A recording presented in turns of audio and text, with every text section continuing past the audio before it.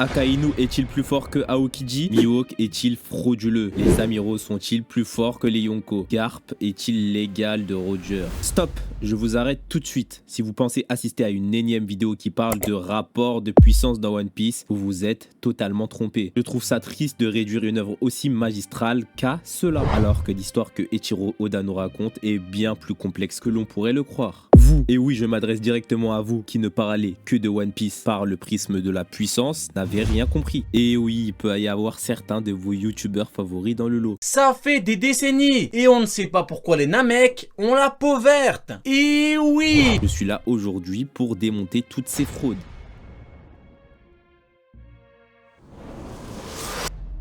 Pour certains, vous avez lu plus de 1000 chapitres, regardé des centaines d'heures de l'animé, et pourtant, vous êtes toujours incapable de comprendre ce que vous avez pu voir et entendre, c'est-à-dire les combats et la puissance. Non, je rigole, c'est ce que j'aurais pu dire si j'étais Ryo Sensei. Et oui! Non, reste pas à toi l'ancien, excuse-moi, viens pas m'attaquer, je rigole. Ce genre de débat, c'est divertissant, mais ça s'arrête là. C'est clairement drôle parfois, mais ça n'apporte rien de concret. Pire que ça, la puissance n'est même pas dans les 3 thèmes les plus importants de One Piece. Soyons honnêtes, One Piece nous apporte de beaux combats. Luffy vs Katakuri, Zoro vs King, mais ce n'est pas pour ça qu'on regarde One Piece. Il y a des œuvres qui font des bien meilleurs combats. Par exemple, Naruto contre Neji, aucun combat de One Piece qui peut s'asseoir à sa table. Est-ce que pour autant vous trouvez Naruto meilleur que One Piece?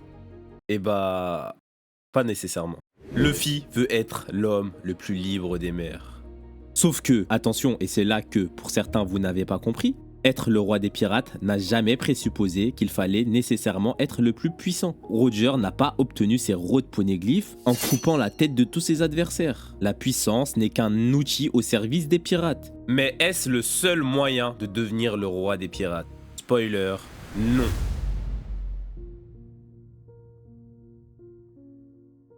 Il existe aussi d'autres voies. Par exemple, la fourberie de Barbe Noire qui attend toujours le bon moment et qui ne se met jamais en porte-à-faux. Barbe Noire attaque seulement quand il sait qu'il va gagner. C'est de la stratégie pure. Barbe Noire n'a aucun besoin d'être le pirate le plus puissant. Et oui! Et la puissance n'est pas une fin en soi. Regardez Mihawk, soi-disant épéiste le plus puissant du monde. Et pourtant, Mihawk, tous les matins, il va poiter à l'intérim. Il est au chômage. Le mec n'a rien à faire de ses journées. Mihawk n'a aucune ambition. Il n'a aucun rêve. Vous pensez toujours que la puissance compte alors que depuis le début de l'histoire, Oda vous montre le contraire. Mais vous ne comprenez pas. J'ai une simple question à vous poser. Qui est le personnage préféré d'Eiichiro Oda? Ne trichez pas les gars, répondez en commentaire. Oda a souvent cité Baggy le clown comme étant son personnage favori.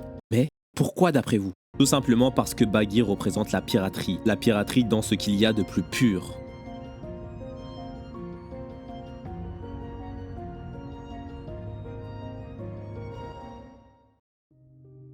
Baggy rêvait en secret d'avoir la même puissance que son ancien capitaine. Il pensait à tout ce qu'il aurait pu accomplir en étant aussi fort. Il s'imaginait en tant que futur roi des pirates. Et quand Shanks lui annonce que le One Piece ne l'intéresse pas, son monde s'écroule. Il ne pouvait pas comprendre. Paradoxalement, il lui en veut de ne pas réaliser son propre rêve, le rêve de Baggy. Mais ce que Baggy n'avait pas compris, c'est que le rêve est propre à chaque pirate. Vous pensez peut-être à tort que c'était parce qu'il manquait de puissance? Lui-même le pensait. Alors, il a préféré partir s'isoler, pour ne plus jamais devoir rêver. Baggy désavoue tout ce qui faisait de lui un pirate au moment où il s'interdit de rêver.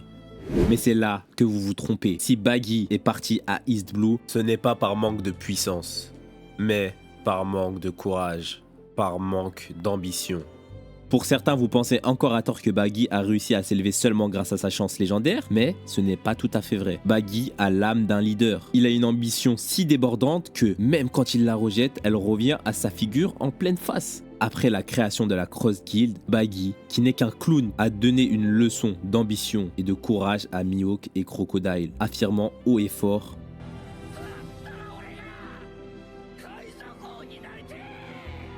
qu'il voulait devenir le roi des pirates. Et Baggy l'a compris lui-même, le One Piece, ce n'est pas un battle royal, c'est une course. Le roi des pirates, ça sera celui qui se rendra en premier à l'After. Vous avez peut-être remarqué quelque chose. Tous les personnages qui ont perdu leur ambition, peu importe leur puissance, ont tous les mêmes mécanismes. Mais avant qu'on passe à la prochaine partie, lâche un like et abonne-toi si tu kiffes la vidéo pour l'instant et que tu es satisfait.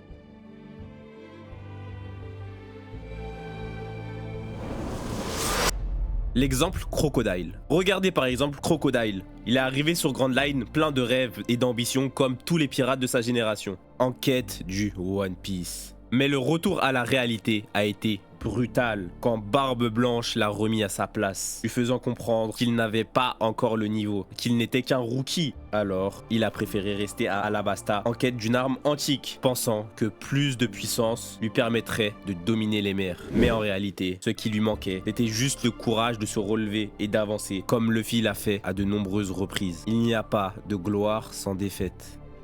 Parmi ces personnages, vous vous dites peut-être quelque chose. Vous vous dites que ces personnages sont de grosses fraudes. Ce sont des fraudes non pas par leur puissance, mais parce qu'ils ont abandonné leurs rêves.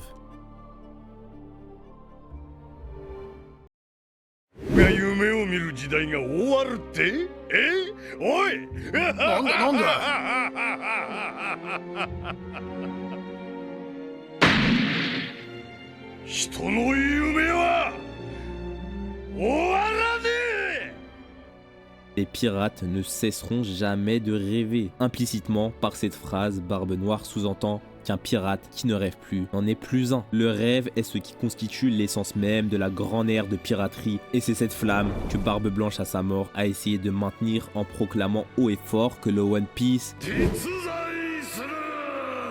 Barbe Blanche n'a jamais dit que le plus fort trouvera le One Piece. Ça n'a jamais non plus été le message de Goldie Roger. Il n'a pas dit que le plus fort le prenne. Goldie Roger a dit trouvez-le. La piraterie, c'est avoir un équipage, un bateau, un pavillon et parcourir les mers en quête d'aventure, en quête du Graal ultime. Peu importe le haki ou les armes que vous avez, être pirate, c'est n'être soumis à rien sauf à son rêve. Mais pour ça, il faut accepter de prendre le risque de se brûler les ailes en chemin. Il n'y a pas de gloire sans défaite.